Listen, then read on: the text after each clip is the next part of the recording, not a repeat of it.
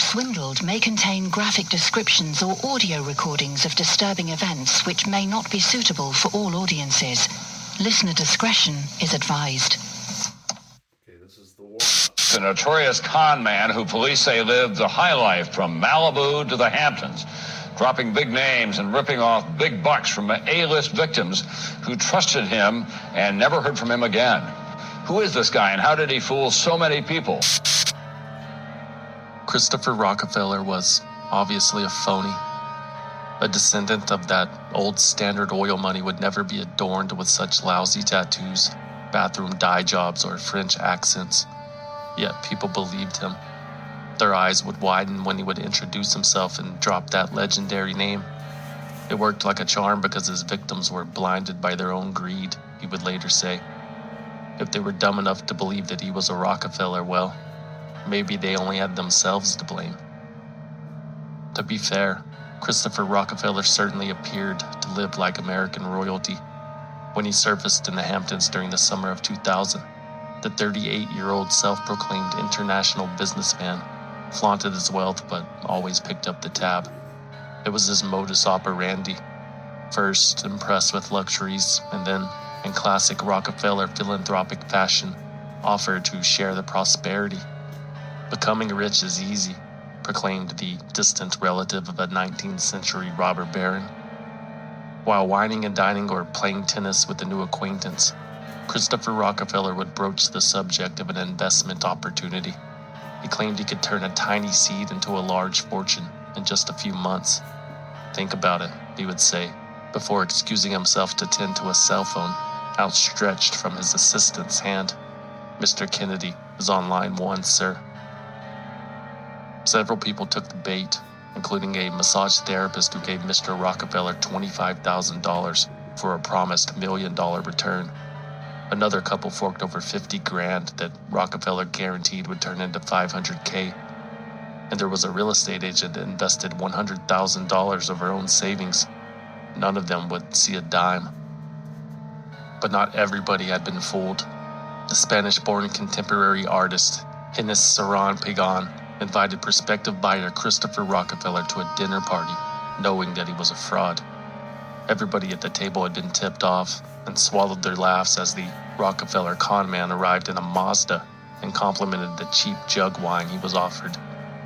I liked him, Saran-Pagan told the New York Times, but I knew he wasn't a Rockefeller. As a con man, I'll give him an 8.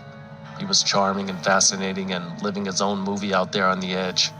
He's committing suicide in the most beautiful way. Kevin McCrary was also skeptical. Mr. McCrary, who had ties to the real Rockefeller family, was a friend of the massage therapist that the French Rockefeller had swindled. A simple internet search confirmed McCrary's suspicions. The only Christopher Rockefeller on record had died in 1790. McCrary went to the police, but since the investors had willingly handed over their money at the time, there was no evidence of a crime. But that changed when Christopher Rockefeller skipped out on paying the $18,000 bill at the bed and breakfast where he had been staying. On August 2nd, 2000, the Suffolk County Police made an arrest. Fabien Ortuna was the name on Christopher Rockefeller's French passport. A fingerprint scan revealed no other warrants in New York State. He posted the $45,000 bail and promptly disappeared. Had the Suffolk County Police performed a nationwide search of Christopher Rockefeller's fingerprints, they would have discovered their inmate was wanted for questioning in 17 other cases, everything from a shooting in California to smuggling diamonds from Zaire. Christophe Rocancourt was the individual's real name. This guy's gonna bring me back right here. Which car was this before? Dodie by his guy. Who? Dodie. Oh, Dodie. You're a fucker, you. I've heard that name somewhere. Where do I know that name from? Mickey. Where's Woody? Hey, Big Woody, what's up, big baby? How you doing, brother? Hey! How you doing, Chris? That's good. Let's get a picture of you guys. Okay, that's good. Yes, my financier. Where you guys staying at? Church is going in. Hold it. Meditate and pray. A few years earlier, Christophe Rocancourt had become a fixture in Hollywood. He had made friends with the likes of Jean-Claude Van Damme and Mickey Rourke by promising to finance their future movies. He was always driving some kind of exotic car down the Sunset Strip, always had a beautiful woman on his arm. In broken English, Rocancourt told people that he was a movie producer. Sometimes he was the nephew of Dino De Laurentiis. Other times he claimed to be the son of Sophia Loren. There was no reason to doubt him. Christoph had famous friends, expensive suits, a personal bodyguard, even a Playboy Playmate wife, and a $15,000 a week suite at the Beverly Wilshire Hotel. But as usual, it was all window dressing for his financial schemes. Okay, how have you been? I've been well. Good. You look good. Yeah. You know what happened? Look this way. What happened? Look this You way. don't know? I heard that you got into it with Charlie Sheen. Oh. I'm just kidding. No, you know what happened? Mickey Rourke was telling us one night that you got in trouble. Oh, yeah? Or that somebody gave you trouble. Yeah, it's fine. Hold it. We miss your girlfriend. During the mid-90s, Christoph Rocancourt conned at least 20 people out of hundreds of thousands, maybe millions of dollars. Many of the victims were too embarrassed to come forward. Others he had threatened into silence. But in April 1997, Rocancourt finally landed on the FBI's radar. Christoph Rocancourt had told the Beverly Hills police that he suspected his bodyguard of stealing more than $275,000 worth of Versace suits and other clothing from an apartment he rented. In retaliation, Rocancourt's bodyguard shared with those same police information about his boss's activities. He said Rocancourt had paid a $2,000 bribe to passport clerks to obtain an American passport. The bodyguard said he had also found a stash of guns and hand grenades in Rocancourt's apartment, and that he was sneaking diamonds into the country from Africa. When the police brought Christoph Rocancourt's name to the FBI and Interpol, it revealed a sordid history.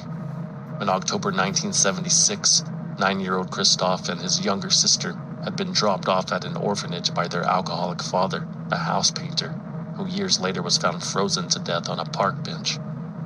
Christoph's mother, a well-known streetwalker, had abandoned the children long before then. At 16, Christoph Rocancourt left the orphanage and thus began his life of crime. He traveled throughout Europe, dabbling in petty theft and forgery. His first big score came at the age of 23, when he faked the deed to a townhouse owned by his girlfriend's father and sold it for more than $1 million. The following year, 1994, he was implicated in an armed jewelry heist and a hostage situation in Geneva. That's when he fled to the United States. 3 years later, he was fleeing again. Christoph Rocancourt was in Hong Kong when the Beverly Hills PD raided his suite at the Beverly Wilshire in May 1997.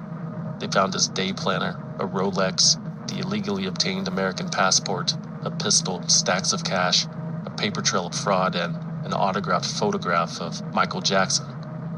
When Christoph Rocancourt was formally charged with passport fraud in December 97, he had already returned to Los Angeles from his East Asian adventure and was hiding in plain sight. He lived with Mickey Rourke for some time and then with a girlfriend, while his playmate wife and young son stayed at the apartment. Funny enough, before the police could track Christoph Rocancourt down, he would come to them. On March 15, 1998, a breathless Rocancourt sought refuge in a West Hollywood sheriff's office.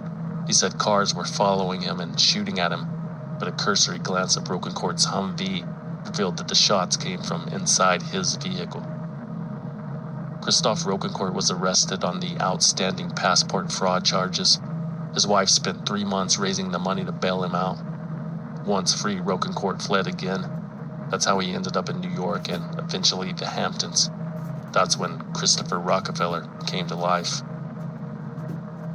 After skipping his bail in New York, Christopher Rockefeller became Michael Van Hoven, a Formula One race car driver living in British Columbia that was actively defrauding everyone he met. In April 2001, he conned the front desk clerk at a hotel and her boyfriend out of more than $10,000, and he took a Canadian businessman for another $100,000 in a real estate deal. Canadian authorities raided Michael Van Hoven's apartment in response to the complaints. They discovered Rocancourt's true identity, but he remained one step ahead. But finally, on April 26, 2001, Christophe Rocancourt was tracked down by the Mounties at a seaside hotel. He was there with his son and his wife, Pia Reyes, who claimed she had no idea what kind of scams her husband was up to. Pia was released, but Christophe Rocancourt was charged with identity theft.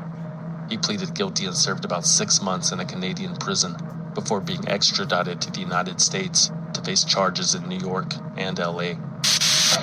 Police from New York to Los Angeles said Christopher Rocancourt used phony names and bogus investment schemes to steal millions from his alleged victims. But it was the Canadian Mounted Police who finally arrested him near Vancouver, British Columbia. It's Dr. Buddha. Yeah. Hi, sir. Mickey, I have to ask you, what do you think about your friend Chris Rocancourt being arrested for impersonating a Rockefeller? Who? Sure, Eddie. Doctor, where's your car? In August 2003, Christophe Rocancourt pleaded guilty to grand larceny in Suffolk County, New York. He pleaded guilty to federal fraud charges on Long Island 2 months later. And finally, he pleaded guilty to the passport fraud charges in California. Rocancourt was sentenced up to 5 years in all 3 cases to be served concurrently.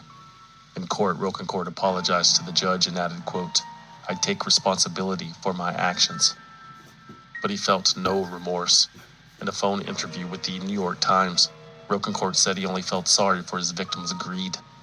Christophe Rocancourt wouldn't let a silly prison sentence get him down. In an interview with the Globe and Mail, Rocancourt asked, "What is freedom?" rhetorically. "Few people understand what freedom is," he said. "I am in jail, yes, but I am free. Jail cannot take away my soul. I have brains, I have guts, I have God. How can I feel hopeless?"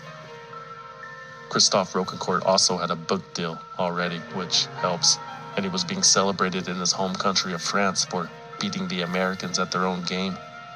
After almost 5 years behind bars, Rocancourt was released from prison in October 2005 and immediately deported. A media tour followed, including an interview on Dateline NBC, where the con man repeated his lack of remorse. You've been a dummy. You've been stupid. Just like I did prison time, I take my time. Just accept it for fact. You're not that bright. You've been stupid for that time. Just accept it. Oh, you've been ripped off. It's what happened. But what you have done is criminal. You admit that. No question. But you're saying you don't feel any sympathy for the people who lost money because they were greedy and they believed in you and they threw money at you and you didn't pay them back. You don't feel sorry for them. No. I keep it real. You want honesty, you have it. I keep it real. What do you want me to tell you? I have a feeling I don't have. Rocancourt also told NBC's Mike Taibbi that he was finished lying on such an extreme level. "I think it's a closed chapter," he said. Unsurprisingly, that turned out to be a lie. In July 2009, film producer Catherine Breillat accused Christophe Rocancourt of ripping her off for more than $700,000. Breillat had suffered a life-changing stroke a few years earlier, and according to her book, Rocancourt, with whom the producer was planning a film, took advantage of her weakness and threatened her life in exchange for increasingly large amounts of cash. Christophe Rocancourt was charged with defrauding the producer, was found guilty and sentenced to 16 months.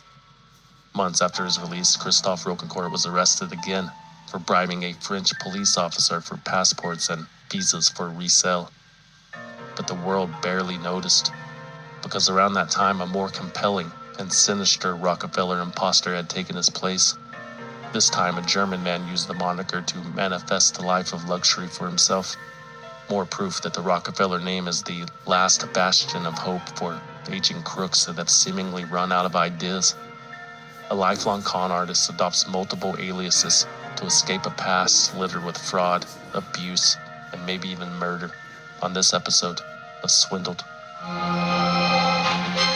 They bribe government officials, clear violations of federal state law, pay to play taxpayer dollars that were wasted, pay tens of millions of dollars and now $1 billion.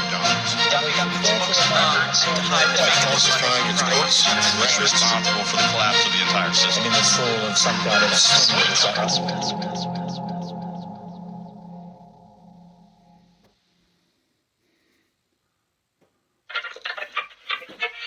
Support for Swindled comes from Simply Safe.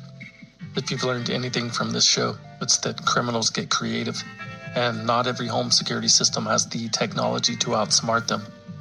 This is why I love and trust Simply Safe Home Security. Its advanced technology stops intruders in their tracks and provides layer on layer of 24/7 protection for me and my family. I love it because it's easy to use. I've had other security systems that were ineffective, quite frankly. One time I had a suspicion that someone tried to break into my house, but I wasn't able to see them on my security camera because the person who had installed it had entered the wrong date. Thanks a lot, Joe. But with Simply Safe, you can control your entire system from your phone with 24/7 professional monitoring. Simply Safe's agents call you the moment a threat is detected and dispatch police or first responders in an emergency, even if you're not home or can't be reached. Customize the perfect system for your home in just a few minutes at simplysafe.com/swindled. Go today and claim a free indoor security camera plus 20% off with interactive monitoring. That's simplysafe.com/swindled. There's no safe like Simply Safe.